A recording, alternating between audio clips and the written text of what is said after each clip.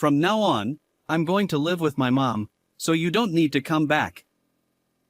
Even if you manage to return, there won't be a home for you. Clutching the paper with such outrageous words written on it, I found myself utterly at a loss in the middle of an empty mountain. I am Catherine. That day, my husband and I had gone camping together.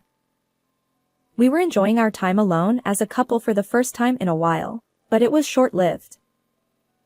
When I woke up in the morning, my husband was gone, leaving behind only a small amount of food and the note. The car we used to get there was also gone. Left alone in an unfamiliar place, I was overwhelmed with despair. My husband Alexander and I met at work and got married, continuing to work at the same company. We had been important partners both at work and at home for many years. However, one day, I was called in by my boss and offered a promotion.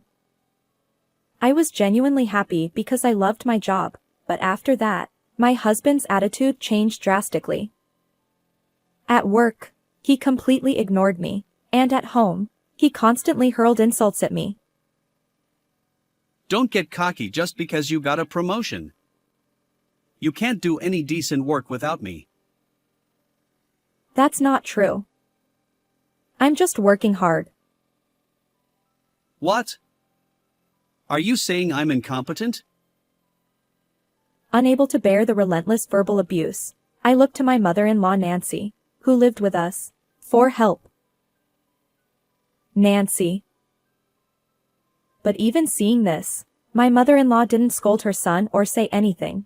She just walked away. No one is on your side. Why did I marry a woman like you? I should have married someone kind like my mom, who always praises me. Since my husband started acting this way, my mother-in-law's attitude towards me also changed drastically. She ignored me, and on the days she cooked, there was no food prepared for me. You're a woman, so make your own food. Mom, today's meal is delicious. Alexander, you can eat it all. Catherine, you're a housewife, so don't rely on others. I gradually grew to hate my mother-in-law, who I initially liked for her kindness. Coming home from work exhausted, there was no place where I could rest my mind and body. I was worn out by my husband's harassment every day. Despite this, I didn't divorce him because his sudden change in attitude was triggered by my promotion. I believed that if I waited a little longer, he would calm down and we would return to being the kind couple we once were. About a month later, my husband made a suggestion. How about we go on an overnight trip together for a change? Huh? Why all of a sudden? We've both been working so much lately. Let's go out together for a change. Given his usual behavior, I wondered why he was suddenly making such an invitation. But the thought of spending some quality time together as a couple after so long made me agree without hesitation. Great. I'm looking forward to it.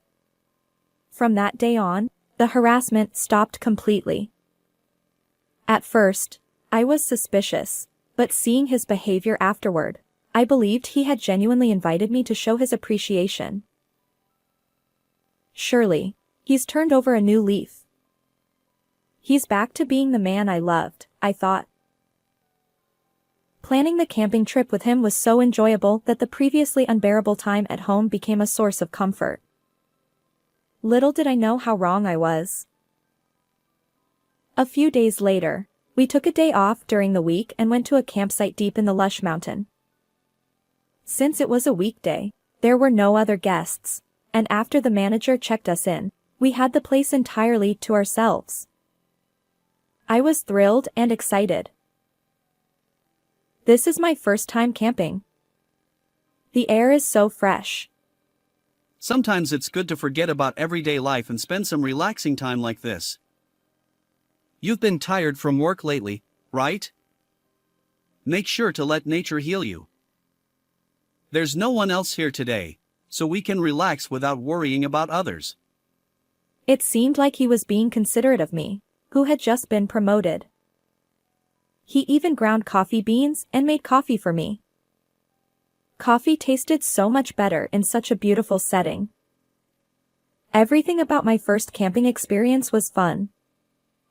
We made a fire and cooked together. Although the food got a little burnt, my husband happily ate it, saying it was delicious. I was having so much fun that I lost track of time. Before I knew it, it was night, and we went to sleep in the tent my husband had set up. Touched by his kindness, I began to hope that we might be able to start over as a couple. Good night, dear. Today was really fun. Thank you. Yeah, get a good rest tonight. The next morning, I woke up to the sunlight and the chirping of birds, but my husband was nowhere to be seen. Inside the tent, there were only my belongings and a note. Maybe it says he's making breakfast? If he had woken me up, we could have made it together, I thought, laughing as I checked the note. But I soon realized how foolish that was. From now on, I'm going to live with my mom, so you don't need to come back. Even if you manage to return, there won't be a home for you. I was deeply shocked by my situation. Hastily, I exited the tent, but my husband was gone, along with our belongings and the car. Why? Did I do something wrong? Being abandoned in the middle of the mountain. Overwhelmed with despair, I tried to use my phone to contact someone, but there was no signal in the mountain. Since we had planned to stay only one night, we had very little food. I didn't know how to start a fire or navigate mountain paths. I was a complete novice at outdoor activities. What should I do? I was at a loss. I hoped that if I waited, my husband would return with the car, but there was no sign of him. The manager said he wouldn't be back, so there's no hope for help. If I stay here, the food will run out. It took less than an hour to drive from the base of the mountain, so maybe I can manage if I walk. By the time I decided this, it was nearly noon. Still, I thought I could make it down the mountain before dark if I hurried. If I follow the stream, I should be able to get down. I think I saw that on TV once. Despite my anxiety, I decided to try descending the mountain on my own, but I later realized how naive that idea was. Despite walking for a considerable amount of time, I couldn't reach the base of the mountain. As the sun began to set, the dense forest grew dim, and I felt a sense of fear. If I don't hurry, I'll get lost. I need to move faster. In my haste to escape the mountain, my vision suddenly blurred. No way! I felt my body lift off the ground and then crash back down. When I cautiously opened my tightly shut eyes, I saw a different scene from before. Looking up, I saw a small cliff. I fell from up there. This is the worst. As I tried to stand up and climb back up the cliff, a sharp pain shot through my ankle. Ouch! It seemed I had twisted my ankle from the fall, and I wouldn't be able to move for a while. Do I have to spend the night here? As I sighed deeply and thought about my situation, it grew darker around me. I could hear animals in the distance and rustling noises nearby. Filled with fear and loneliness, I quietly shed tears. Why do I have to go through this? Fortunately, I found a small cave nearby that could shield me from the night wind, and I decided to spend the night there. The thought that I might not be able to make it down the mountain crossed my mind. Curled up and trembling in the moonlight, I closed my eyes. Catherine. As I lay exhausted and asleep, a familiar voice reached my ears. The sky had grown faintly brighter, signaling the break of dawn. Who? To my surprise, it was my mother-in-law, whom I despised. Her clothes were covered in mud, indicating she had been searching for me desperately. Nancy, why are you here? Why? You two went out together, but Alexander came back alone. He seemed off, and I had a bad feeling. But I'm so relieved you're safe. I was bewildered. The same mother-in-law who always ignored my pleas for help and watched silently as my husband berated me had come to rescue me. Thank you. Let's get you to a hospital. You spent the night in the mountain, so you need to be checked out. With that, she helped me into her car, which was parked a short distance away. I couldn't believe she had come for me. I had always thought she was on my husband's side. What could this mean? On the way to the hospital, we didn't say a word, and silence filled the car. After being examined at the hospital, it turned out I only had mild dehydration and a sprained ankle. Thank you for coming to rescue me. I don't know what would have happened if you hadn't come, I said, expressing my deep gratitude. To my surprise, my mother-in-law apologized. I'm the one who should apologize. I'm sorry for treating you so coldly. Alexander has always been a bit of a mama's boy. If I was kind to you, he would get jealous and act out. She explained. A mama's boy? I asked, surprised. Now that she mentioned it, I recalled how my husband would often compete for his mother's attention whenever she praised me. Mom loves me the most, so don't get cocky, He would say, clinging to her. I never realized how severe his attachment to his mother was. When I praised his other siblings, Alexander would get angry and yell, so they all left home to escape him. I thought if I was harsh to you, it might ease his jealousy a bit. I'm truly sorry. She continued. I remembered how my husband had repeatedly said he wanted to get promoted before me to gain his mother's approval. Hearing my mother-in-law's story, it all made sense why his attitude towards me had changed. Please don't apologize. You were thinking of me and did what you thought was best. I'm a bit surprised, but now I understand everything. Thank you, Catherine. But I never imagined he would go this far. As his parent, I need to discipline him properly for what he's done. She said, clearly angry about my husband's behavior and the recent incident. I decided it was time to release all the pent-up frustration I had. Nancy, will you help me? I asked. And so, we decided to take action against my husband. When I returned home with my mother-in-law, the room was filled with piles of cardboard boxes. When Alexander came back from the camping trip, he said you were moving out and that the movers would take all your stuff. That's why I thought something was strange. I had already told her about the note my husband left. Nodding at her whispered words, we entered the living room. There, I heard my husband's cheerful voice, the same man who had abandoned me in the mountain. Mom, you're back? The moving truck is coming today. Can you help me pack? Nancy is here, but so am I. My husband's face instantly hardened, clearly showing his shock at my presence. What? Sorry, but I came back.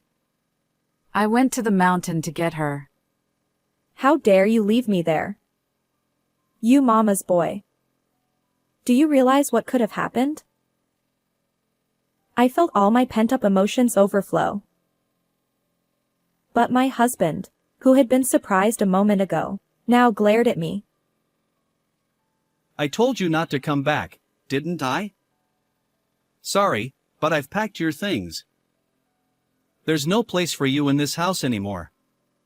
He said with a smirk. I was filled with disgust. I knew that losing my temper now would mean losing. I gave my mother-in-law a look and handed over the divorce papers. Sign these, please. So, you're finally ready to get divorced? Now Mom and I can live together. My husband said, excitedly. But my mother-in-law's next words froze his expression. You're the one who's leaving, Alexander. What? I can't stand by you anymore. You've harassed Catherine endlessly and finally abandoned her in the mountain. What you did is a crime. I won't forgive you if you do anything else to her, even if you are my son. But I want to live here with you, Mom. Besides, this is my house. What are you talking about? This house is in my name. You're just a freeloader. After what you've done, I've had enough. If I'm going to live with someone, it'll be Catherine. Mom! That's so unfair. Why are you taking Catherine's side? Because she's much kinder and feels like a real daughter to me. You can't be serious. The movers are coming soon, so you can leave with them. We're cutting ties. I had never seen my mother-in-law so angry. She cared about me enough to say this to her own son. With my husband completely cowed by my mother-in-law's yelling, I decided to press further. So, we're getting a divorce. I'll be claiming alimony for all the harassment you've put me through. Let's say, around $25,000?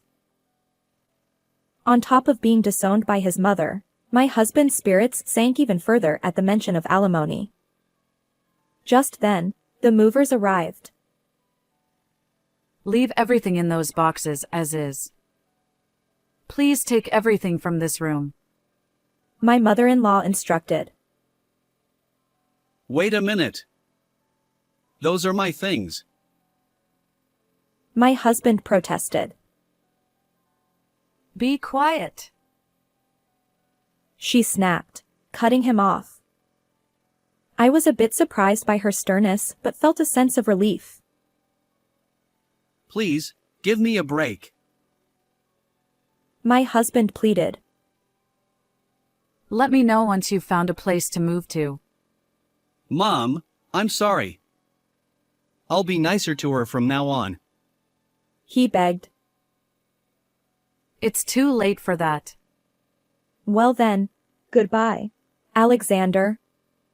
After some time, the divorce was finalized, and I collected the alimony from my husband's meager savings. Unable to face me after the incident, my husband quit his job. I heard through the grapevine that he became emaciated after being disowned by his mother. Now, he works part-time at a supermarket and lives a modest, simple life. As for me, I still live with my mother-in-law. Catherine, do you want to go out somewhere today? That sounds nice. How about we have lunch outside for a change? I've grown very close to my mother-in-law, whom I once hated, and now we are like a real family. How did you like this story? Please subscribe to the channel. See you in the next video.